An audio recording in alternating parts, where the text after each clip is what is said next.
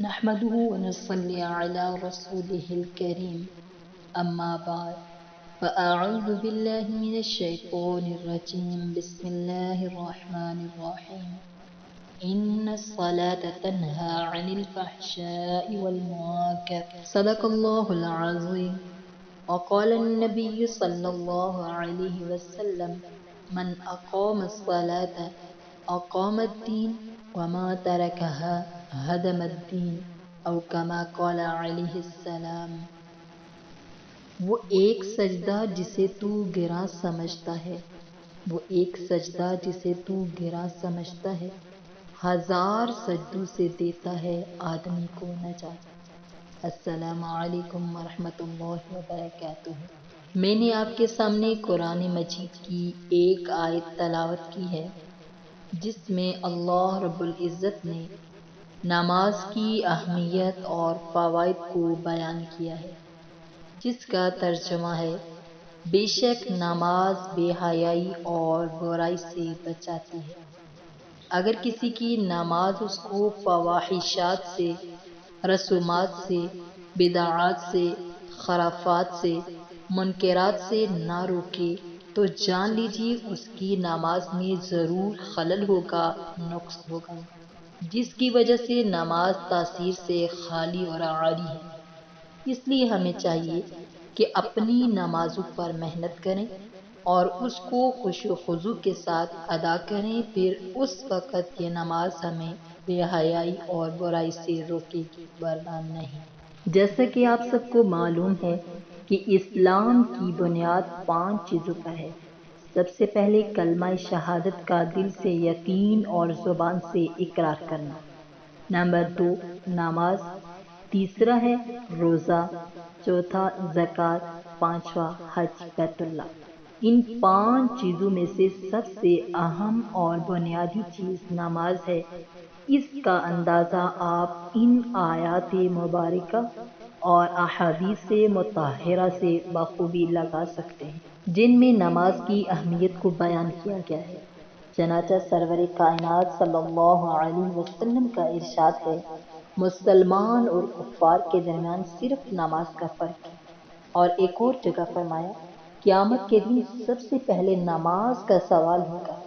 اسی طرح ایک اور حدیث میں آتا ہے، من اقام الصلاۃ اقام الدین ومن ترکها ہدم الدین، یعنی جس نے نماز کو قائم رکھا اس نے دین کو قائم رکھا، اور جس نے نماز کو چھوڑ دیا اس نے دین کو گرا دیا۔ توجہ فرمائیں کہ میرے محبوب پیغمبر صلی اللہ علیہ وسلم کا مرض وفات میں صحابہ رضوان اللہ علیہم اجمعین کے سہارے نماز کے لیے مسجد میں تشریف لانا، نزا کی حالت میں الصلاۃ الصلاۃ کی صدائیں لگانا، عین لڑائی میں نمازوں کا اہتمام فرمانا، جعلت قرۃ عینی فی الصلاۃ کا جملہ ارشاد فرمانا نماز کی اہمیت پر بین ثبوت ہے، واضح ثبوت ہے۔ اللہ تعالی نے انسان کو اپنی عبادت کے لیے پیدا فرمایا ہے۔ رب کا فرمان ہے، وَمَا خَلَقْتُ الْجِنَّ وَالْإِنسَ إِلَّا لِيَعْبُدُونِ، اور خالق کونین نے ساری کائنات کو انسان کی خدمت میں لگا دیا۔ انسان کو اللہ تعالی نے رزق دینے کا وعدہ کیا ہے اور اس کے ساتھ انسان کو کسب حلال کا بھی مامور بنایا ہے، لیکن روزی دینے، کھلانے پلانے کی ذمہ داری خود رب کائنات نے لے رکھی ہے۔ عبادات اور طاعات میں سب سے اعلیٰ اور ارفع عبادت نماز ہے۔ اس کی ایک دلیل تو یہ ہے کہ تمام فرائض روئے زمین پر فرض ہوئے، لیکن قربان جو نماز کی شان و شوکت پر، عظمت پر کہ وہ عرش عظیم میں 7 آسمان کے اوپر براہ راست خود اللہ تعالی نے شب معراج میں اپنے پیارے محبوب صلی اللہ علیہ وسلم کو بطور تحفہ عطا فرمائی ہے۔ نماز کے تو بہت زیادہ فضائل ہیں، ان سب کا بیان کرنا اس مختصر سے وقت میں ممکن نہیں ہے، بس آپ کے سامنے چند حدیثوں پر اکتفا کروں گی۔